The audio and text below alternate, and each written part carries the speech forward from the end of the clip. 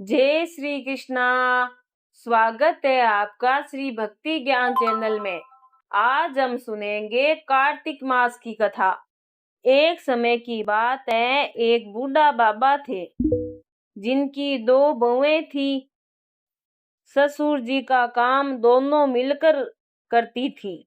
जब कार्तिक मास आया तो ससुर जी कहने लगे, बहू मैं कार्तिक नहाना चाहता हूँ। तो बड़ी बहू ने सुनते ही मना कर दिया और कहा, कार्तिक स्नान का काम मुझसे नहीं होगा, आप छोटी बहू से कह दे। तो ससुर जी छोटी बहू के पास गए और कहने लगे, मैं कार्तिक नहाना चाहता हूँ। छोटी बहू सीधी सादी थी। उसने कहा, जी पिताजी, आप बताइए मुझे क्या करना होगा। तो ससुर जी कहने लगे, ज्यादा कुछ नहीं करना है बेटा, रोज मेरे नहाने के लिए पानी भर देना, मेरी धोती को धोकर सुखा देना और दोपहर का खाना बना देना।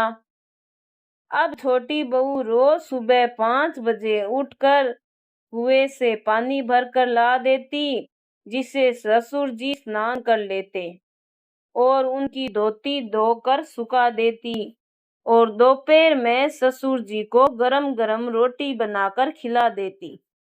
जब छोटी बहू ससुर जी की धोती धोकर सुखा देती तो उस पर से गिरने वाली पानी की बूंदें व मोती के रूप में इकट्ठी हो जाती थी। पर छोटी बहू इतनी सीधी थी कि वह समझ ही नहीं पाती थी और रोज सुबह झाड़ू लगाकर आंगन में एक तरफ मोती का ढेर लगा देती। इसी तरह से 1 महीना निकल गया। अब कार्तिक महीना खत्म होने को आया तो ससुर जी ने कहा, बहू, कार्तिक समाप्त होने से पहले मैं ब्राह्मणों को खाना खिलाना चाहता हूँ। छोटी बहू बोली, पिताजी मैं खाना बना देती हूँ, फिर आपको खेत से बुला लूंगी। बहू खाना बनाकर ससुर जी को खेत में बुलाने जाती है और कहती है, पिताजी मैंने खाना बना दिया, आप घर जाकर ब्राह्मणों को खाना खिला दे और मैं खेत की रखवाली कर लेती हूँ। ये सुनते ही पिताजी घर चले जाते हैं। अब छोटी बहू सोचती है कि कार्तिक महीने में ब्राह्मणों को खाना खिला रहे हैं और चिड़िया को मैं उड़ा रही हूँ। राम जी की चिड़िया, राम जी का खेत, ये सोचकर वह चिड़ियों को दाना खाने देती है और चादर तानकर सो जाती है। अब चिड़िया दाना चुग रही होती है तो जो दाने जमीन पर गिरते हैं वह हीरे मोती बन जाते हैं। धीरे धीरे उनका पूरा खेत हीरे मोती से जगमगाने लगता है।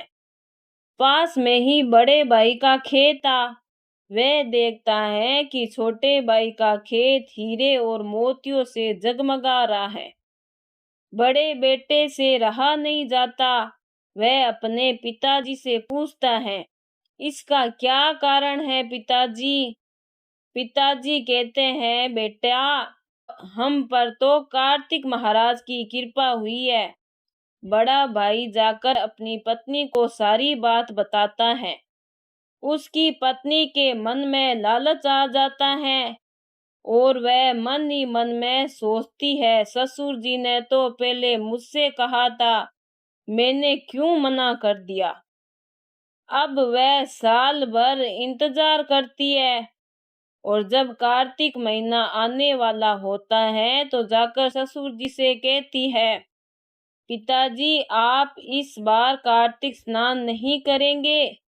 ससुर जी कहते हैं, बेटा इस बार मैं कार्तिक स्नान नहीं करना चाहता, अब मेरी उम्र हो गई है।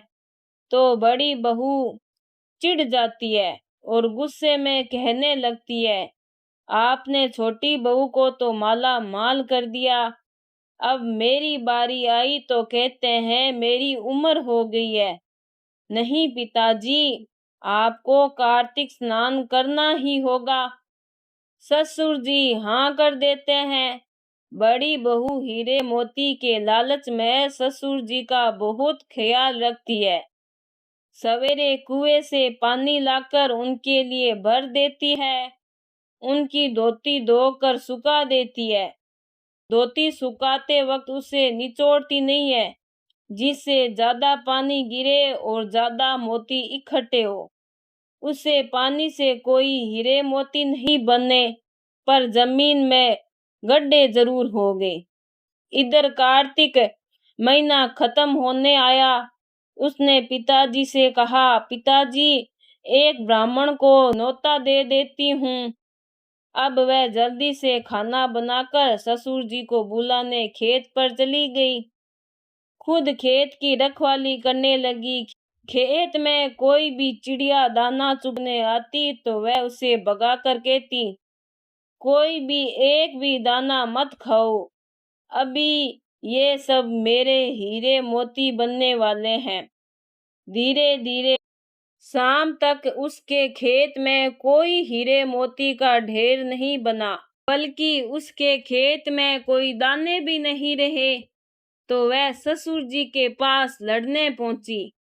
तब ससुर जी ने कहा कि बहू, तूने तो देखा देखी पैसे के लालच में मेरी सेवा करी, जबकि छोटी बहू ने तो निस्वार्थ भाव से मेरी सेवा की। इसीलिए उसे कार्तिक महाराज की कृपा मिली, और तूने देखा देखी करी, लालच करा तो तेरी फसल खराब हो गई। कार्तिक महाराज जैसे छोटी बहू पर कृपा करे, वैसे सब पर करना। जैसी बड़ी बहू पर कृपा करी, वैसी कृपा किसी पर भी मत करना। अधूरी हो तो पूरी करना, खोटी हो तो खरी करना। अगर आपको मेरी ये कहानी अच्छी लगी है तो लाइक सब्सक्राइब जरूर जरूर करें। बहुत बहुत धन्यवाद।